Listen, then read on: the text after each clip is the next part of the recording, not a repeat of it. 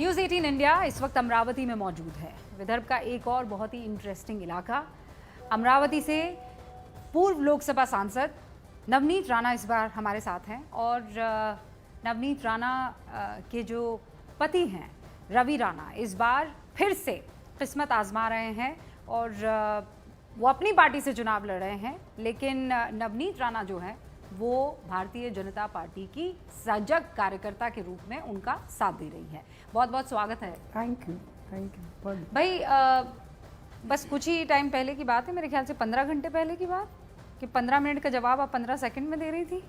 मैं आपको इतना ज़रूर बता सकती हूँ उस पर कि किसी को भी हर्ट करने का हमारा कोई उद्देश्य नहीं रहता, पर अगर कोई खुलेआम आकर संभाजी नगर में हम लोगों को ये कहता है, ओवीसी जैसा व्यक्ति, कि मेरे घड़ी में 9:45 हो रहे हैं और अभी 15 मिनट बाकी हैं, तो उसी वक्त जब मैं भाषण दे रही थी हमारे मोजरी में और मेरी घड़ी में भी 3 बजने को सिर्फ 15 सेकंड बाकी थे।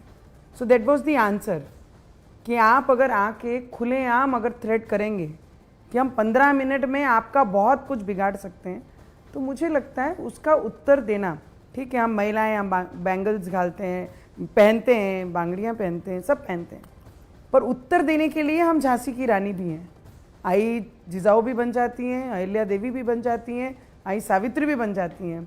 तो कोई बाहर का व्यक्ति आकर अगर कहीं पर भी देश में अगर ये बोलता है कि मुझे सिर्फ 15 मिनट लगेंगे तुमको ख़त्म करने के लिए, तो मुझे लगता है वो हमारे लिए डाइजेस्टेबल नहीं। अब मुझे 15 शब्दों में बता दीजिए, इससे होगा क्या, क्या हासिल होगा? मतलब हिंदू एक तरफ, मुसलमान एक तरफ बट रहा है, वोट की राजनीति चल रही है।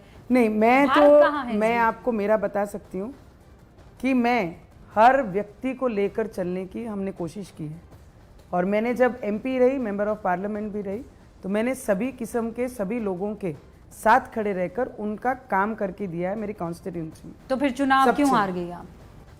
मुझे लगता है झूठा नैरेटिव, राहुल गांधी से जो झूठा नैरेटिव पूरे लोकसभा में हाथ में संविधान की बुक ले लेकर जब उन्होंने जोर से चिल्लाया कि मोदी जी अगर देश के प्रधानमंत्री बनेंगे तो संविधान नष्ट हो जाएगा, आरक्षण खत्म हो जाएगा, ये जो झूठा नैरेटिव लोगों तक फैलाया था राहुल गांधी ने, उसके बदौलत मात्र 0.75 से मेरा पराभव हुआ है। मतलब 18,000 वोट है ना? Yes, it is just 18,000। तो ये 18,000 कौन थे?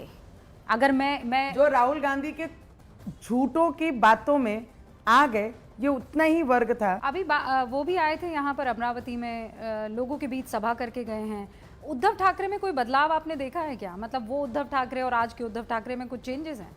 नहीं, जिनको आदत पड़ जाती है 60-65 वर्ष के तक वो एक चीज स्वभाव को कैरी करना, तो वो कभी बदलाव नहीं हो सकता। विचारधारा में बदलाव? जिस तरीके से एरोगेंसी उनकी तब भी थी, जो टोमना करके वो देते थे, जो टॉन्ट मार के ही हर भाषण में बात करते थे, आज भी उसी तरीके से वो बात करते हैं।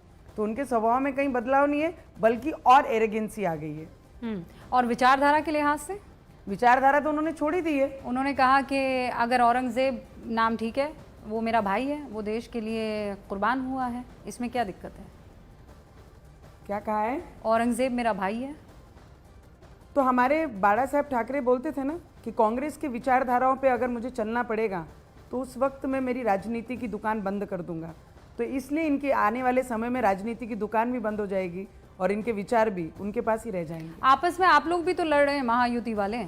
हाँ, फडणवीस जी के बड़े बड़े पोस्टर लग रहे हैं, उधर शिंदे जी के विदर्भ में बड़े बड़े पोस्टर लग रहे हैं कि ये हमारा मुख्यमंत्री, ये हमारा मुख्यमंत्री। कौन है आपका मुख्यमंत्री? कि हमारा मुख्यमंत्री देवेंद्र फडणवीस जी बने, क्योंकि जो सैक्रिफाइस हमने उन्हें करते हुए देखा है।